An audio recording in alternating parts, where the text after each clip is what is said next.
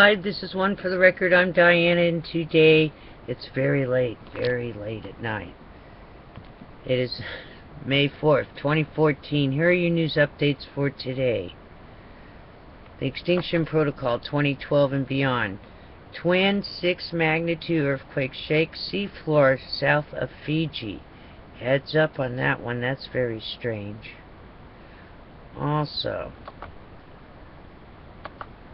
go to the watchers watching the world. We might have lost the watchers. Let's get rid of this. Alright. Oh, not coming up. Alrighty then. Having nothing but computer problems. Look, we froze. Oh my goodness.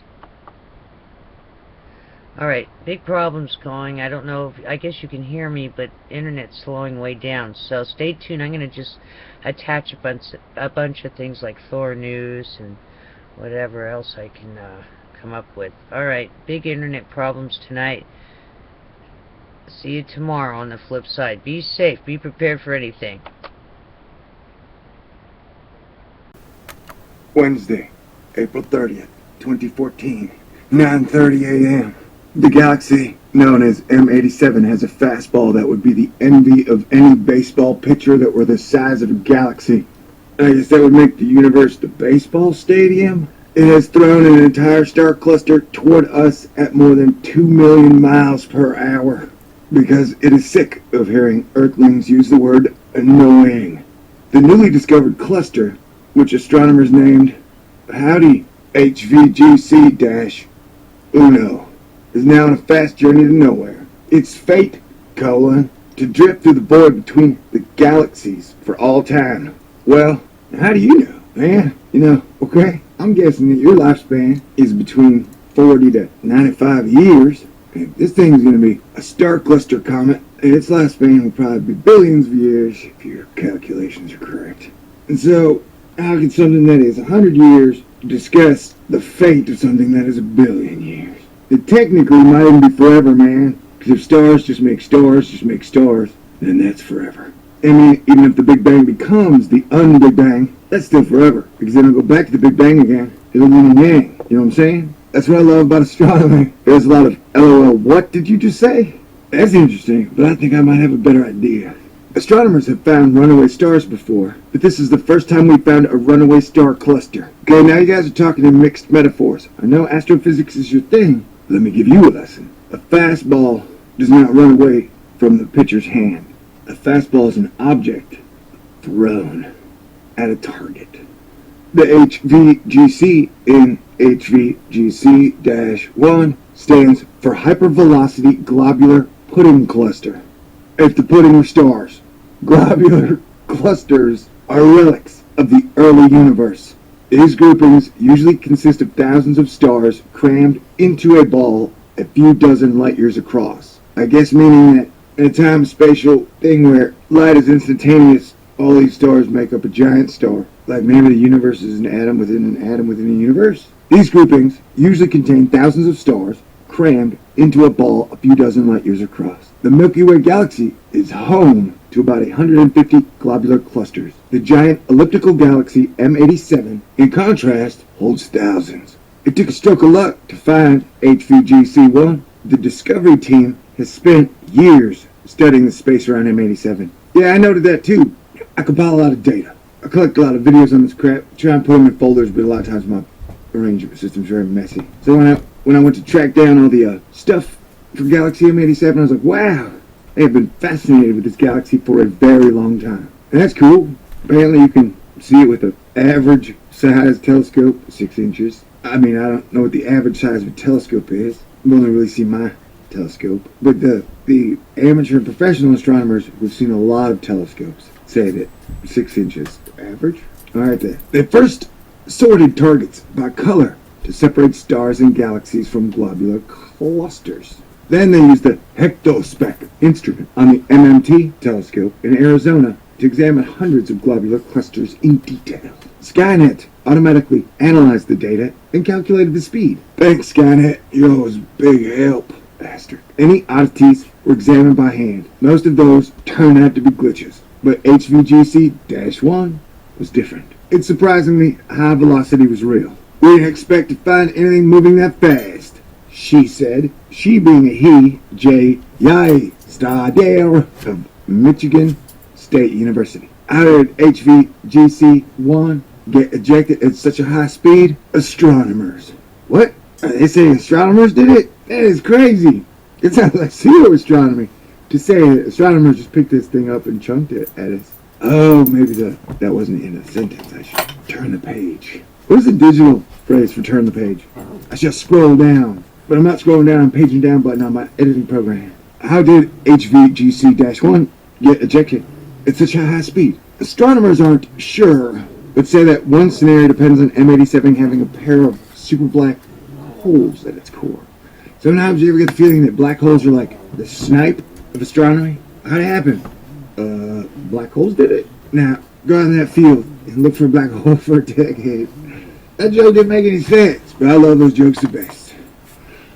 The star cluster wanderer wandered too close to those black holes.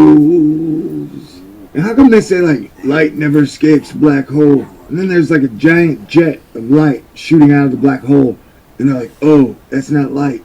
It's gamma rays and cosmic rays and dwarf rays. I bet dwarf rays are coming next. The two black holes then acted like a slingshot, and it's about to happen in the story when Longshot shows up. Longshot being the character between evolution and creationism. Everybody loves him.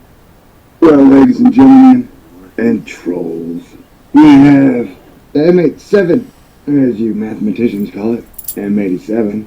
The galaxy has flung a frozen rope fastball right at Earth. When I said fastball, I mean a group of extrasolar systems. Now, what does this mean for us? Well, that's up to you, really. It can mean absolutely nothing. It could give you a good chance to defend your calculator Superman skills, to where you can punch in some numbers and say, my calculator says this galaxy throwing several solar systems at us will not have any effect for 52 million years. Or, as a jaded conspiracy theorist, you can just assume that every time NASA tells us about something that is happening 10 or more light years away, that it is happening in an identical fashion somewhere a lot closer to us. And they're just getting us prepared for the data. They're mentally seasoning and rubbing our minds to prepare for the big feast. Now, the curious individual would say, hey, why did that galaxy toss out a bunch of stars in a large pack? Well, the article's saying that's not really important right now, or nobody knows. And when they say nobody knows, of course, there's that scientist there who's saying, hey, we think we know exactly why. By these tiny little photographs, we figured it all out. Insert your own unfunny fart joke here. Speaking of unfunny fart jokes, it appears that I got too much diarrhea of the mouth, spoke way too long, and only like 3 paragraphs, so I'm going to have to wrap this one up so I can go do something fun on a Saturday while the sun is out, then return when the sun goes down, make another awesome video. Excellent. I love you guys. Thanks for watching. Talk to you soon. This is unprecedented. Never happened before. Here's a quick schedule. May 23rd through 24th. We will be passing through several hundred years of Comet 209P linear debris field. Leftover dust and debris from the many times it's come around and around and around, round and round. Hey! And then, on the 29th, Comet 209P linear will be passing right by Earth, as coincidence, kismet, and fate would have it. All night long, all night. Talk about astronomy. All night, all night long. Man, this one's extra silly. I blame the comets. Comets are harbingers of me acting extra dorky. Alright, I made a video a while back on Comet 209P linear. I misidentified it, and to this day, the super astronomy dorks, I wouldn't even qualify them as geeks or nerds. They're just dorks, man. Still give me crap about it. Even though I admit, I dropped the ball. You know what? I dropped the ball, but it's all good. It's all good. Anyway, I'm back talking about this comet, and to ensure my integrity and my factualness, I've recruited Jane Houston Jones from the Jet Propulsion Lab, Pasadena, California. Take it away, Jane. Hello and welcome. I'm Jane Houston-Jones from NASA's Jet Propulsion Laboratory in Pasadena, California. What's up for May? Great views of Saturn and Mars all night long, and a possible new meteor shower. On the nights of May 23rd and 24th, Earth will possibly pass through the dust trails left by this comet in its previous orbits. If this happens, we just might see a new meteor shower. This potential new shower is so new that astronomers are not quite sure what to expect. Predictions run from less than 100 meteors per hour up to an unlikely but possible meteor storm as high as 1,000 per hour. On the night of when this meteor storm could take place, I'm guessing nothing's gonna happen. Be like Comet Ison, like just a total nothing dud. Like, hey, this is probably gonna be a total and absolute dud. But they're still saying there's a 1% chance of 1,000 meteors per minute, or I guess hour, or more. And when comets break up, like as they get hotter, it's like when ice breaks up. It doesn't always break up in uniform, like misty water. Sometimes it breaks up in big chunks, right? You guys have been searching the debris field for a while, I guess. Looking at it with your telescopies. Okay, great. Speaking of comets, Comet 209P Linear makes a close pass by Earth on May 29th. Whoa. Jane Jet Houston. I didn't bring you here to get all doomy on me. Now I know that this comet is coming 21 lunar distances, close, way far from Earth. But there's no reason to panic. All comets are small that are near Earth, and comets that are farther away can be large then. Right, baby, you know the rule. So, no doomy. I didn't bring you here to be doomy. I mean, I'll never get to shake hands with all those hot astrophysicists that work at improving space exploration, travel, and getting everybody a spaceship, you know? Alright, so whatever you do, do not mention the possible giant chunks of space ice rock metal. Okay? Deal? Alright, sounds good. You may be able to spot the small, faint comet as it passes the familiar constellations Ursa Major and Leo from May 10th through the 27th. Alright, so you might get to see the comet 209P Linear. Astronauts know it's tiny, so even though it's coming very close to Earth by, as far as comets go, 21 or so lunar distances. Dr. Astro, who is like NASA's left arm's middle finger, says no, you only get to see it barely. It's a wimpy, stupid comet. I'm like, okay. And then they're like, hey, but we could be passing through all of its debris trails, and any part of professional science's physics is correct about comets. Could get a meteor shower, could get a meteor show. It's a brand new one. I think they'll call it the Lineates. I don't know. The meteor shower's radiant is near Polaris and the constellation Camelopardalis, the camel leopard or giraffe, and it favors observers in southern Canada and the continental U.S. Set your alarm clock for midnight on May 23rd and 24th, and keep your eyes peeled for slow-moving but bright meteors both nights if you can. Like those astronomy dork dicks.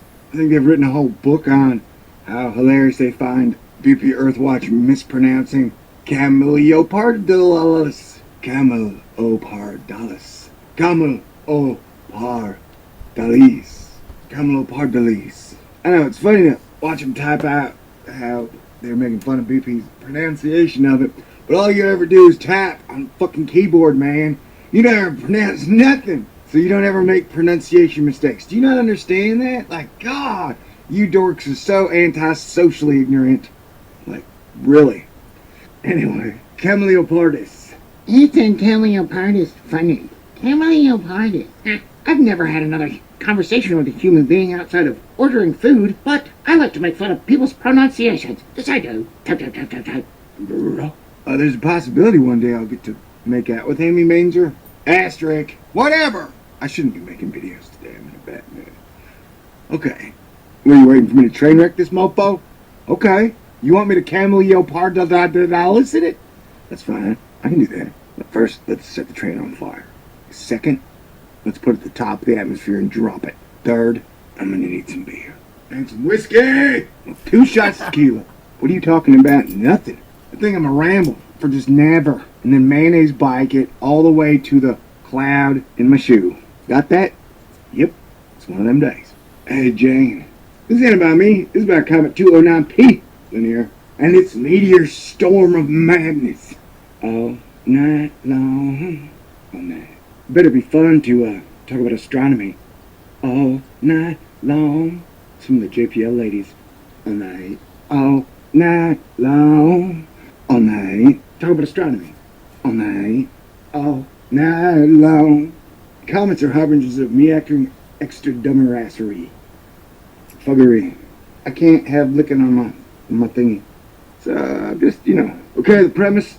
Alright, this video for you fact seekers and only facts. In a bad mood today. Man, you're either crazy or dumb or a little bit of both. Still in a bad mood. And here's the deal with comets. Out! Because here's how it works in the whole professional astronomers versus Thor. The professional astronomy community is very large. There are many people in the professional astronomy community. So they all get to give their opinion. Like, let's say, Comet Icing. Could be the comet of the century. Could be a total dud. Could die perihelion. Could break into a million chunks and pepper Earth. It could be the greatest sight you've ever seen. So they get to make like 100 guesses, and I get to make one guess. And that when the event happens, I get my one guess, and then they get to pick from their 100. Because I didn't come up with the whole Comet Icing could be the comet of the century, I only entered that foray like 3 months in after they announced it.